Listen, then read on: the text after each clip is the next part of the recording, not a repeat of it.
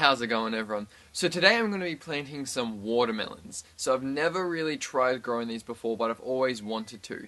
And so I'm right along the back fence here in our yard in Adelaide, and I've been digging up some old areas just as some more like garden beds. As my grandparents said, yeah, sure, just go for it. So there was a whole heap of weeds and stuff along here, but I'm just trying to use all this space to grow some more produce.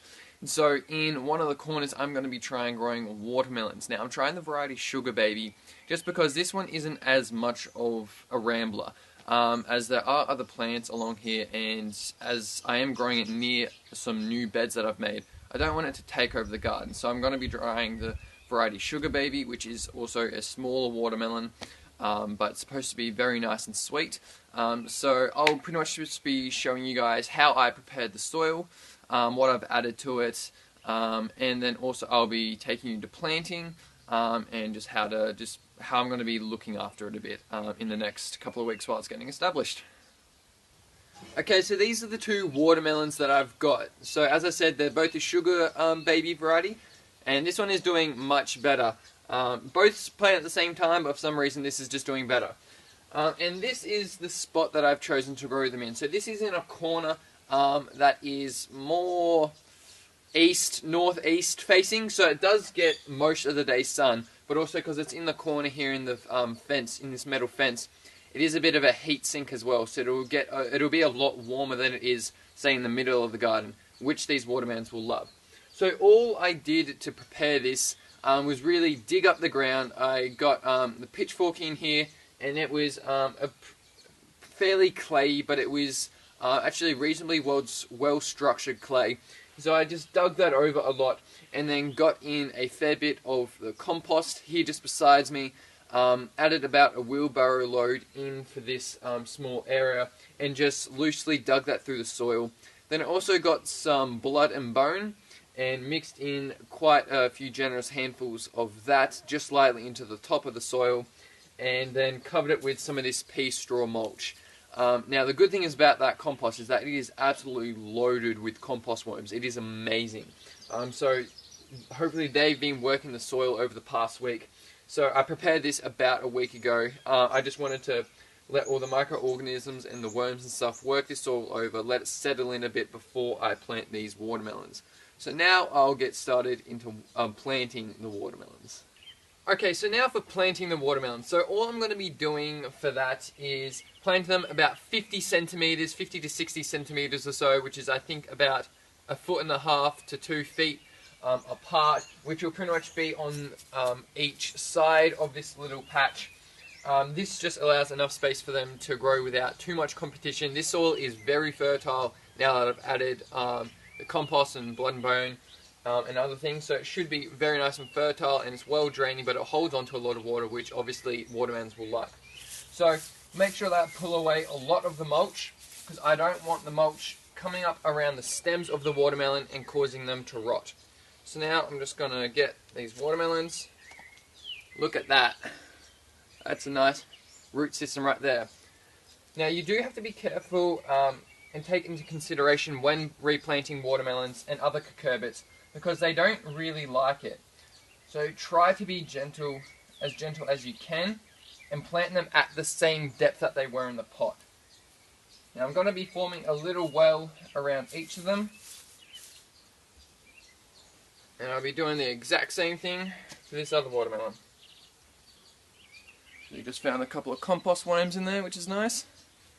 Now the reason why I like to form a bit of a basin, especially for watermelons, is because this then holds water. It's like a little bowl where the water can sit, go straight to the roots of the watermelons. And obviously when they start really growing and producing flowers and fruit, you want to have something like this just so that it can hold a lot of water, because obviously watermelons, as the name implies, they need a lot of water. Okay, so now I've just got some eggshells here, and I'm going to be using these just to protect the watermelons, because things like slugs and snails will absolutely love them. So, just going to get your eggshells, form a nice thick barrier around each watermelon plant. Now I'm going to make sure I give these guys a really good drink just to settle them in. Make sure they get some water around their roots.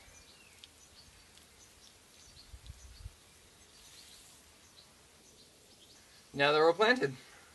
So in terms of maintaining the watermelons, the first and one of the biggest ones is definitely what I mentioned before, keeping slugs and snails and other pests away from them. So I'm going to be using eggshells, but if need be, I'll also probably be making like a chili and soap garlic spray as well, just to come around and spray them if needed. Because for some reason, and I don't exactly know why, but cucurbits, so that's like the watermelons, cucumbers, pumpkins, zucchinis, their foliage, especially when it's young, slugs and snails absolutely love. They're a real favourite. And so, especially as they're getting established, these young watermelons are going to be probably targeted by them. So I'm going to be keeping a watch out for that. So that's one way of maintaining it. Another is just make sure that the water is up. So as the name implies, which I've already mentioned, it is called watermelon. And they do really like a lot of water, but obviously it'll be especially at fruiting, flowering and fruiting. And then really the third thing I'm going to be, well, actually two more things I need to watch is for nutrition, because watermelons are very, very hungry feeders, so they like a lot of nutrients. And like I said before, I added in a whole heap of compost and blood brine that should sustain them. But also I might be giving them some not folio feed, but a liquid feed of probably like sea salt, like a seaweed concentrate or something like that as well, just to keep them topped up with some nutrition, get them some extra minerals and yeah, nutrient elements as well for them to grow real healthy and strongly. And then lastly, the last thing I need to do to maintain them is keep them contained. So watermelons, as all pretty much most cucurbits, they are spreaders. They like to really spread out through the garden. So what I need to watch for is just make sure that they stay contained, because I don't want them going in amongst the other veggies. So in that corner, it's actually pretty much fenced off between through the compost bin, and there is actually a little fence.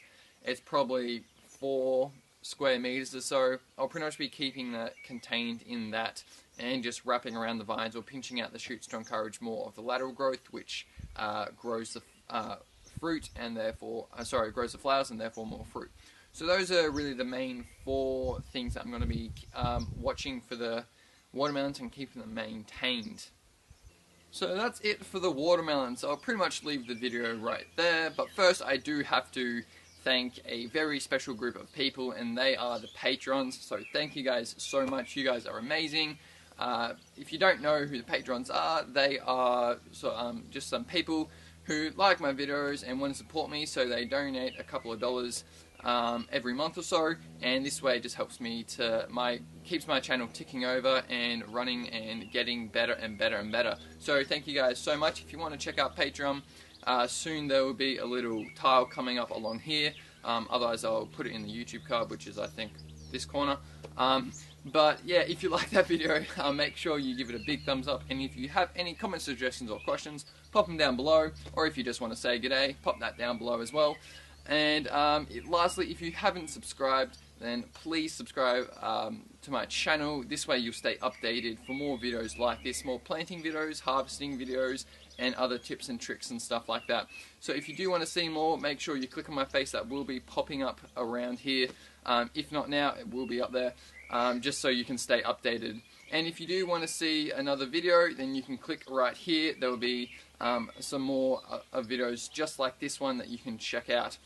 So again, thank you guys so much for watching. Hope you're all having a cracker of a week and your gardens are booming, and I will catch you guys in the next video.